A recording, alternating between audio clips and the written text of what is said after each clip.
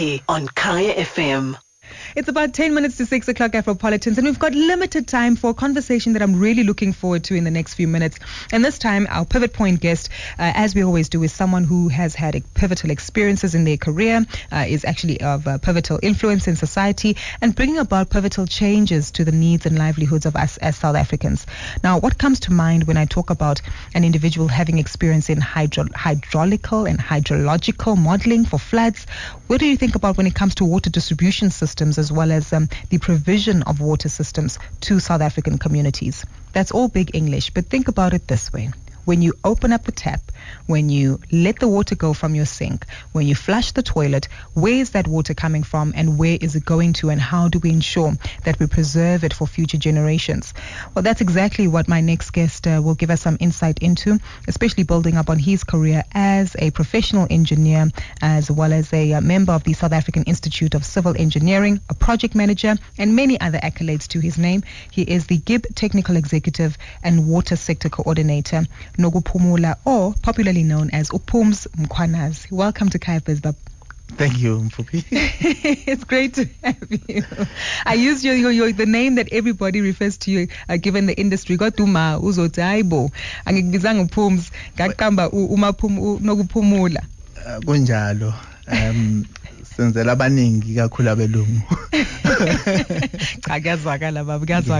I've been reading your title, and off air we've also been discussing how best to approach this, because for us as South Africans, we see the rain, we open up our taps, we understand that there's plumbing systems, but we take for granted as to what it is that water does to us, how it's necessary for our lives, and how it actually makes its way into our offices and into our homes. So in a synopsis, given your accolades as being an engineer within the water systems environment, what is it that you do and look after, particularly at GIBB?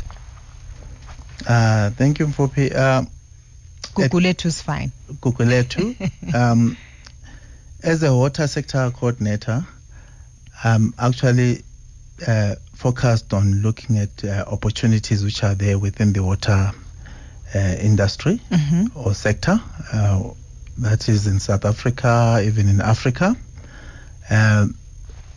When looking at water, it's really to look at solving solutions, water-related solutions.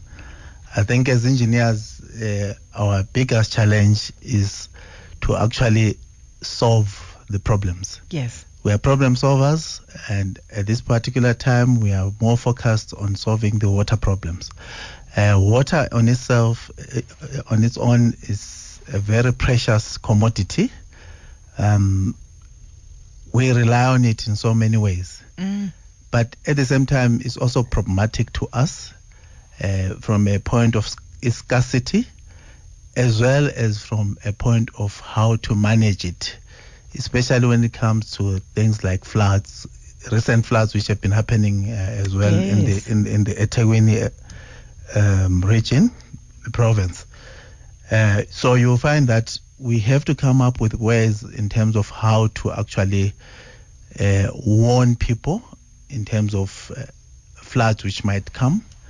One of the aspects which I actually developed at an early stage was the one on the flood studies. I carried out flood studies, and part of that process involved the hydrology, trying to understand water as it flows in these rivers, and also trying to determine how it actually inundates those areas which are prone to flooding.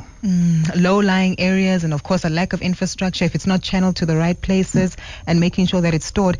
And I can imagine the level of calculation you have to do within your job. But we sit at home thinking, how does it impact me, right? It seems as though the solutions you provide ultimately benefit the livelihoods of South Africans. It's true, because even when you look at the development, when you're developing maybe a housing development, yes, a mall or whatsoever, some people always run for these low-lying areas, and they think they're ideal for housing. Yes. So we come in and then draw lines where we indicate that you cannot build within this area. So we have to carry out studies. We have to actually walk rivers. Wow. Model rivers to mimic what is happening and then predict in terms of your flows what will be running into the river. I'm glad you mentioned that, because I'm sure given the level of droughts that we've seen, and of course it seems as though there's very extreme weather conditions taking place, either La Nina or El Nino effects, where there's too much or too little rain. But how does that influence your projections and the conversations you have with other engineers?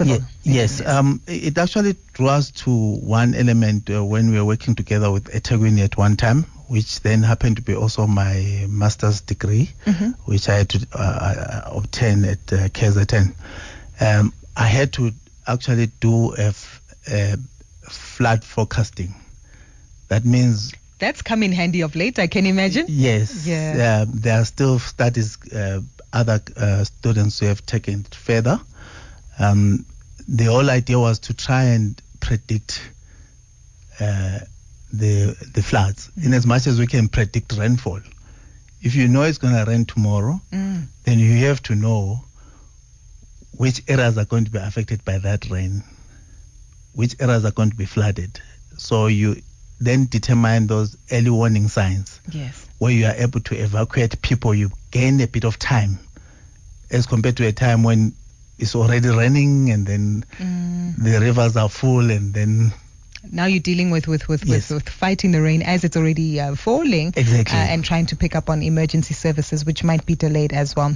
Afropolitans, if you've just joined us, we are in conversation with Nokuphumula Mkhwanazi. He is a GIBB Technical Executive and Water Sector Coordinator. He's been sharing some insight with us regarding the engineering space in South Africa, regarding water and sanitation specifically. There's so much more we can explore, but very briefly, I really want to get your thoughts on skills. From a engineering point of view and the sector that you focus on, in 30 seconds, how does South Africa fare to our international counterparts? Professionally, I think we are very competitive. We are using the latest technology as compared to our international multi-international companies as well. Typically, examples of GIBB itself. Yes. We are at par with our multinationals. But we need to develop more engineers, but right? the challenge is we don't have enough engineers, especially black engineers, and engineers as well within the age range of probably around 30 to 40. There's that gap, which is existence. So the challenge, honestly, is the skill set, how to transfer knowledge from the well-experienced guys who are actually old. Yes, exactly, and to younger members. The younger members, who are coming through. Yeah. But Mkhwanazi, it's such a pleasure engaging with you. There is so much more that we can explore, but unfortunately we are limited for time, so we'll leave it there for today. Afropolitans, you've just joined us for our Pivot Point discussion with Nokuphumula Mkhwanazi. He's a GIBB Technical Executive and Water Sector Coordinator, giving us some insight into all this infrastructure. Next time you open up a tap or monitor floods, understand that there's key engineers who have to source solutions to some of those problems for us. We thank you for your contribution and look forward to welcoming you back to KFS in future. And you, Afropolitans, we look forward to engaging with you on Monday between 5 to 6 back here at the home of the Afropolitan.